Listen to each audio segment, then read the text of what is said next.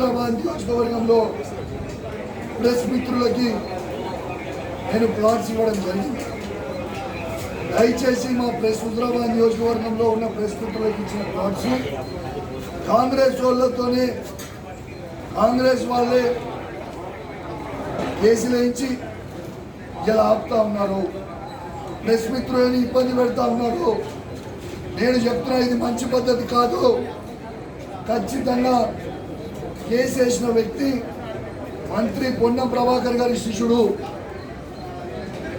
పొన్నం ప్రభాకర్ గారు మీకు నా మీద కోపం ఉంటే నా మీద తీసుకోండి, కానీ మీరు మీ శిష్యులతోని కేసు వేయించి ప్రెస్ మిత్రులను ఇబ్బంది పెట్టడం మాత్రం మంచి పద్ధతి కాదు అని చెప్పి నేను మంత్రి గారు కూడా చెప్తా ఉన్నాను. దీన్ని చాలా పెద్ద ఎత్తున ఎడ్యుకేషన్ చేస్తాను. మీరు మీ వాళ్ళతోని మర్యాదగా కేసు విత్డ్రా చేసుకొని ఆ ప్రెస్ మిత్రులు పాపం ఒక్కొక్కరు వాళ్ళ జీవితంలో 40 ఏళ్ళు పనిచేసిన సీనియర్లు ఉన్నారు. వాళ్ళందరూ కూడా వాళ్ళ కడుపు మీద కొట్టడం మీకు తగ కాదు అని చెప్పి నేను చెప్తా ఉన్నాను. చాలా కష్టపడి కేసీఆర్ గారిని ఒప్పించి ప్రెస్ మిత్రులకి అందరికీ కూడా ఇవాళ హుజరాబాద్లో ఇస్తే ఇట్లా ఇబ్బంది పెట్టడం మాత్రం మంచి పద్ధతి కాదని తెలియజేస్తూ, ఖచ్చితంగా మళ్ళొక్కసారి చెప్తున్నా ఆ ప్రెస్ మిత్రులందరినీ కూడా ఖచ్చితంగా వెంటనే ఆ ప్లాట్ రిలీజ్ చేయాలని చెప్పి నేను డిమాండ్ చేస్తూ సెలవు తీసుకుంటా ఉన్నాను. అని ఒక పైలట్ ప్రాజెక్ట్ ఇస్తే రెండో విడత దాదాపు 5,000 మందికి రెండో విడత ఇవ్వాలి.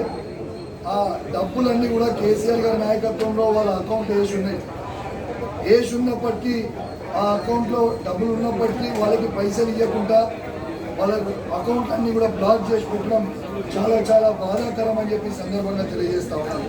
నిన్న హుజరాబాద్లో నిన్న 3-4 మంది దళిత మిత్రులు ధర్నా చేసారు. ఖచ్చితంగా వాళ్ళని ఇబ్బంది పెడతా ఉన్నారు. నేను ఒక్కటే అడుగుతాను, ఈ ప్రభుత్వానికి వీళ్ళ మేనిఫెస్టోలో కేసీఆర్ గారు దళిత బంధు 10 లక్షల రూపాయలు ఇస్తారు కదా, మేము 12 లక్షలు ఇస్తామని చెప్పారు. మరి అది ఎందుకు ఇస్తలేరు? ఆ 12 లక్షలు ఇచ్చుడు దేవుని జరిగా కానీ ఉన్న డబ్బులు మాత్రం మీరు రిలీజ్ చేస్తలేరు. దయచేసి నేను రిక్వెస్ట్ చేస్తూ ఉన్నాను, డిమాండ్ చేస్తూ ఉన్నాను, వెంటనే ఆ దళిత బంధు రెండో విడత హుజరాబాద్ నియోజకవర్గంలో రిలీజ్ చేయాలి. మీరు రిలీజ్ చేయకపోతే మాత్రం మీరు తీవ్రమైన పరిణామాలు ఎదుర్కొనే పరిస్థితి వస్తుంది. నేను ఖచ్చితంగా ఈ దళిత బంధు గురించి అసెంబ్లీలో మాట్లాడదాము, మైక్ ఇవ్వండి అని అంటే వీళ్ళు మైక్ ఇచ్చే పరిస్థితి లేదు. అందుకే ఇవాళ వారికి చూసినా మైక్ ఇస్తలేమో, మైక్ ఇస్తలేరు కాబట్టి ఇవాళ మీడియా పాయింట్లోనే వచ్చి మాట్లాడిపోతున్నా. దయచేసి వెంటనే మా దళిత బంధు ఉన్న రెండో విడతని హుజరాబాద్ నియోజకవర్గంతో పాటు యావత్ తెలంగాణలో ఉన్న ప్రతి దళితునికి ఎవరికైతే ఇచ్చినామో వారి కుటుంబాలకి అందరికీ కూడా వెంటనే విడుదల చేయాలి డబ్బులు అని నేను డిమాండ్ చేస్తా ఉన్నాను. అదేవిధంగా మన హుజరాబాద్ నియోజకవర్గంలో ఒక 15-20 రోజుల క్రితం ఫ్రూట్ షాప్ది మేజర్ ఫ్రూట్ షాప్ హుజరాబాద్ టౌన్లో మేజర్ ఫైర్ యాక్సిడెంట్ హుజరాబాద్లో అయింది.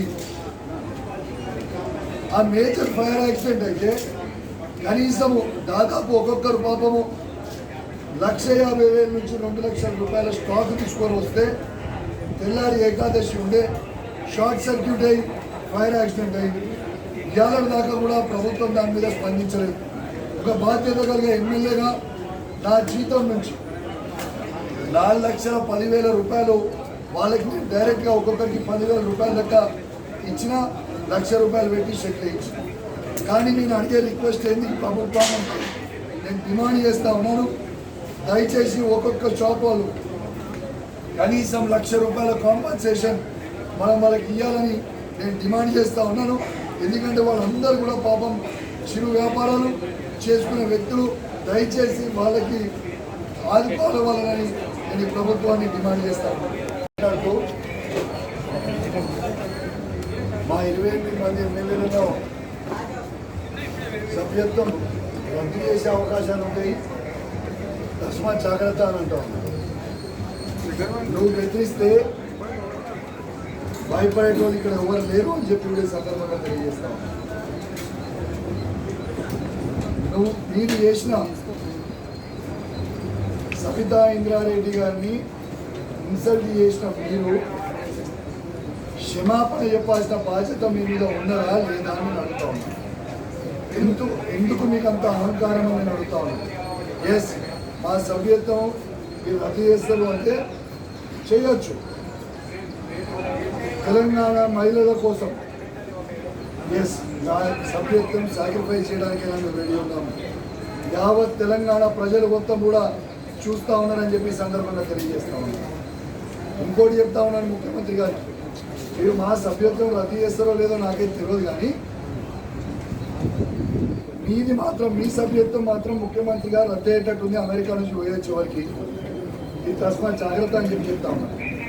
మీ ఖమ్మం బాంబు వెళ్తుందో మీ నల్గొండ బాంబు వెళ్తుందో ఇలా దయచేసి చూసుకోండి. చిట్ చాట్లో కొంతమంది మంత్రులు మనం అంటూ ఉన్నారు, ఏ ముఖ్యమంత్రి అడిగి పోతే వీడ మేము ఉన్నంగా చూసుకోవడానికని చిట్ చాట్లో మీ మంత్రులే అంటూ ఉన్నారు. అలా ఎవరన్నారు ఏమన్నారు అనేది చూసుకోండి. ఇది తప్పకుండా మీరు అమెరికా నుంచి వేయచ్చు కూడా మీకు బాంబు వేసే పరిస్థితి ఉందని మీ సందర్భంగా తెలియజేస్తాను. అదేవిధంగా ఇలా నేను ఒక్కటే అడుగుతా ఉన్నాను,